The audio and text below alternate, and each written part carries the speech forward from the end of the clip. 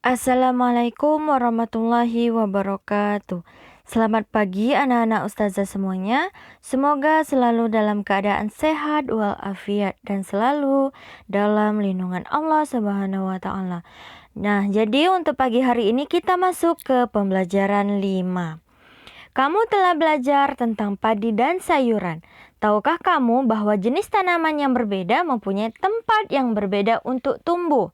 Ayo kita cari tahu. Yang pertama, ada tanaman padi. Padi umumnya tumbuh di daerah yang berhawa panas. Nah, banyak mengandung uap air dan curah hujan yang cukup.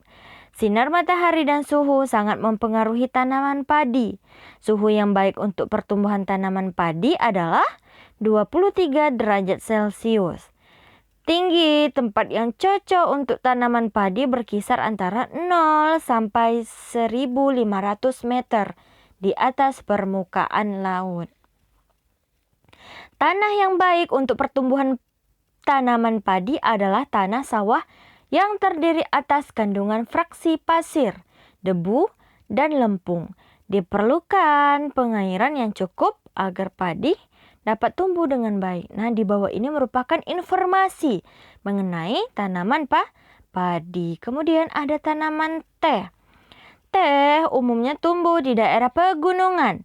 Suhu yang baik untuk pertumbuhan tanaman teh adalah berkisar 13 derajat Celcius sampai 15 derajat Celcius dengan curah hujan tahunan tidak kurang dari 2000 mm kubik. Sinar matahari dan suhu udara sangat mempengaruhi pertumbuhan tanaman teh. Bila suhu mencapai 30 derajat Celcius, maka akan memperlambat pertumbuhan tanaman teh. Tanah yang cocok untuk tanaman teh adalah tanah yang subur dan banyak mengandung bahan organik dan biasanya terletak di lereng-lereng gunung atau perbukitan. Apa kesimpulan tentang tanaman padi dan teh di atas? Nah, kesimpulannya adalah tanaman teh tumbuh dengan baik di daerah pegunungan dengan suhu 13 sampai 15 derajat Celcius. Nah, sedangkan suhu yang baik untuk pertumbuhan tanaman padi adalah sekitar 23 derajat Celcius.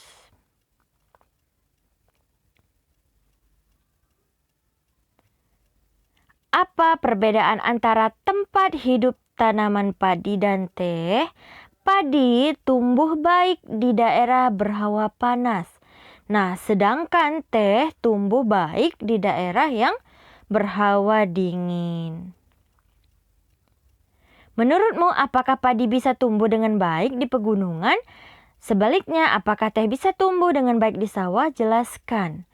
Nah, menurut Ustazah, padi dapat tumbuh dengan baik di daerah pegunungan apabila tanah di daerah pegunungan tersebut banyak mengandung fraksi pasir, debu, dan lempung. Sedangkan teh dapat tumbuh dengan baik di daerah persawahan yang bersuhu dingin dengan tanah yang banyak mengandung bahan organik.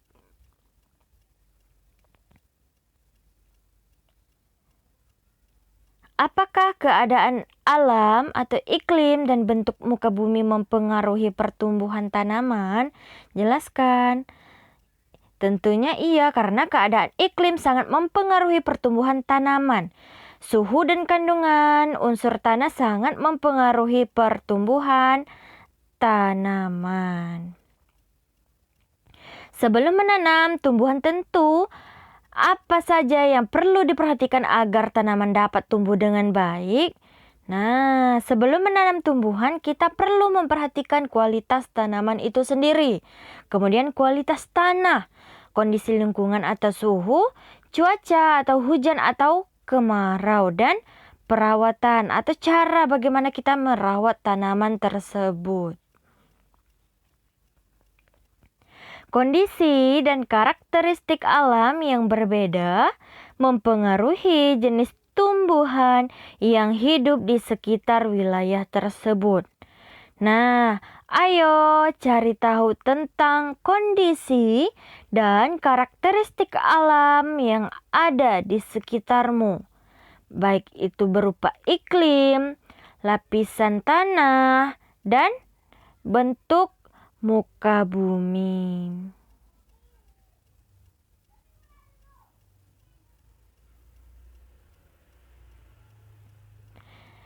Kemudian, tumbuhan apa saja yang cocok tumbuh di wilayah tersebut?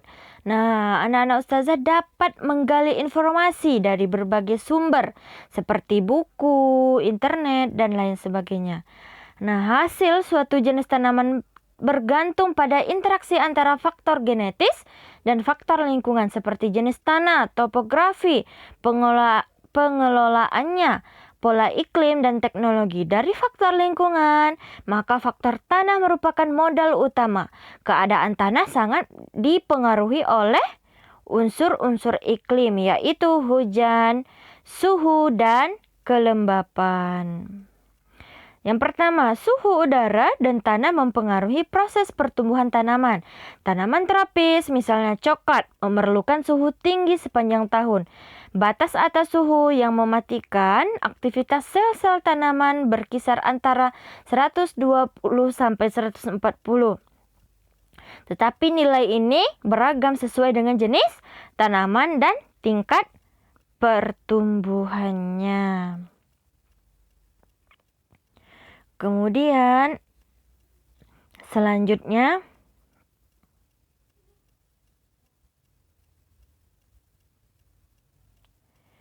air adalah faktor yang lebih penting dalam produksi tanaman dengan pangan dibandingkan dengan faktor lingkungan lainnya. Tanaman pangan memperoleh persediaan air dari akar. Itu sebabnya pemeliharaan kelembapan tanah merupakan faktor yang penting dalam pertanian. Jumlah air yang berlebih dalam tanah akan mengubah berbagai proses kimia dan biologis yang membatasi jumlah oksigen dan meningkatkan pembentukan senyawa yang berbahaya bagi akar tanaman. Curah hujan yang lebat dapat mengganggu pembungaan dan penyerbukan tumbuhan. Yang ketiga, curah hujan memegang peranan pertumbuhan dan produksi tanaman pangan. Hal ini disebabkan air sebagai pengangkut unsur hara dari tanah ke akar dan dilanjutkan ke bagian-bagian lainnya.